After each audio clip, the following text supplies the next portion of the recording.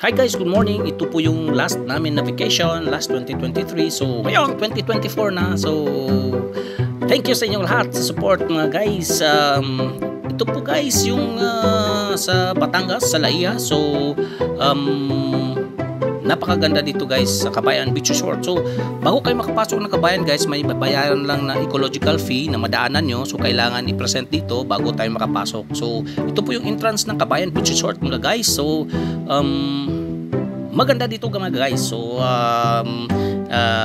natutuwa kami ito sa pagbalik namin. So actually third time na namin na nakapunta dito. So ito yung room namin guys. Kagandahan, may lutuan. Yan yung wife ko naglilinis. So kakarating lang namin dyan. So may ref, may TV, may sarili kayong tubig, may sariling table. So pwede kayong makaluto guys, magdala kayo ng lutuan. So ito yung sa loob ng room namin guys, dalawang bed, tapos mayroon din extra na mattress dyan na dalawa, mattress na dalawa. So good for 6. So ayan yung CR, malinis. Ayan yung shower area na may hot and cold shower. So okay guys yung stay namin dito. So ayan, si Calbs. So guys, yung may mga katabi kayo na mga cottage din na maganda rin. So kakatuwa dito guys yung stay namin sa year end ng 2023. So may mga plates kayo na available. Yun lang yun guys yung ano dito guys, yung may mga pusa lang na nandyan lang sa gilid-gilid. So kailangan linisin lang talaga ninyo yung table. So huwag kayong mag-iwan na pagkain sa table mga guys, kasi talagang pupuntahan yung table nyo at nandyan yung mga pusa. So ito guys, yung beach area niya, may mga hut din sila dyan na pwedeng ma-rent. Kung gusto nyo mag-rent, meron dyan. Tapos yung kagandahan dito, mayroon ding nagbibenta dito ng fresh na mga isda, pusit. Mayroon din mga dried fish na pwede nyo mabili kung gusto nyo magluto ng fresh. Mayroon ding ihawan kayo na sarili na pwede kayong mag-ihaw-ihaw. So ganda ng sand din dito, fine. Yun lang yung ano guys, dito sa may tapat talaga ng Kabayan na Beach Resort, yung kanilang dagat, kung maligo kayo, may mga bato-bato lang mga guys. Pero yun nga yung na-discover namin, mga 50 meters, 50 to 60 meters to the left, kung nakaharap kayo sa dagat, nandun yung magandang area guys, kasi wala talagang kabato-bato. So maganda maligo doon. Kaya na-discover namin yun mga last day na ng aming stay. Sayang hindi namin na na mayroon palang ganun na area na walang bato. So pero enjoy kami kasi mga bata din nag-enjoy. Talagang kakamangha din ayan, may nakita din kaming mga crabs. Yung siyempre hindi natin pangkaraniwang na makikita yung mga ganito. So yung mga bata talaga ay natutuwa. May mga isda din dyan na makikita sa mga anak nyo. Kakatuwa mga guys. Ayan lang,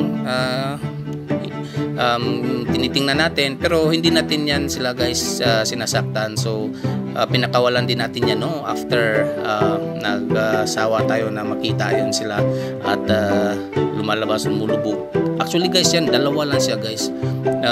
Maliit yung isa, tapos yung malaki yung isa. Hinahawakan niya yan guys, yung isa guys hindi talaga niya pinapakawalan. Ayaw ko lang kung magjowa yan sila guys, kasi maliit yung isa guys. Talagang hinahawakan niya sa kagat din nung isa. Kaya natutuwa kami kung anong klase ito na crab. Ngayon lang kami nakakita ng ganito na hinahawakan yung isang jowa niya siguro yan guys. Pre-Valentine's na nauuna na sila So nakakatuwa. So ito din guys, sa kabilang side ng Kabayan, mayroon silang swimming pool. So after kayo maligo, may shower yan sila dun sa may seaside area. Sa likod ng mga malalaking hut na nire-rent, may mga shower doon na pwede kayong maligo, mag-wash up, and then pwede kayong maligo dito sa swimming pool. So may pwedeng pang kids, siguro 4 feet lang yung pinakalalim. So mayroong pang bata din doon sa dalawang kasi yan dalawang area na pwede mong paliguan bata at saka matatanda dito sa kabilang side.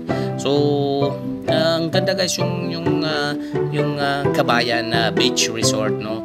So ito guys, dati nung nagpunta kami dito, maliliit pa yung aming mga anak. Mayroon pa tong parang playground, mayroon pa silang mga slide dito. Pero ngayon wala na, so kaya nagpunta kami dito kasi akala ng mga anak namin may slide sila. So wala na, yung natira na lang guys itong malalaking pagong. Ayan ang anak namin, akala niya na mayroon pa silang mga slides. So wala na yung slides guys.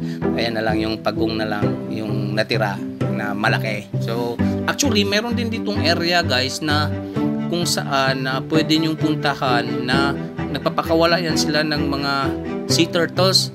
So may nakita din kami na kasama namin dito nakatira na may dala siyang maliit na sea turtle, dun pinakawalan niya sa beach guys. Hindi ko lang nakunan ng video. Cute nung sea turtle na yon, so pinakawalan niya sa dagat. So ito guys yung sa kabilang side, no, may mga malalaking area dyan na tag 2 rooms na pwede nyong ma-rent din. Siyempre online, pwede nyo yung tinawagan niya namin eh. Yung aming rent dun sa room namin ay parang 7,000 plus ba yun per night. So good for 6.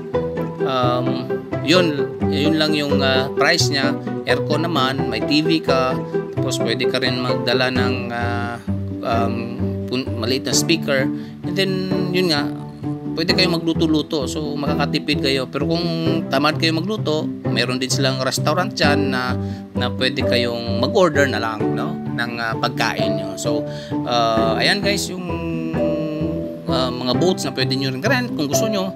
Ayan, mayroon din silang kung ano-anong pwede nyong gawin dito sa beach na gagawin.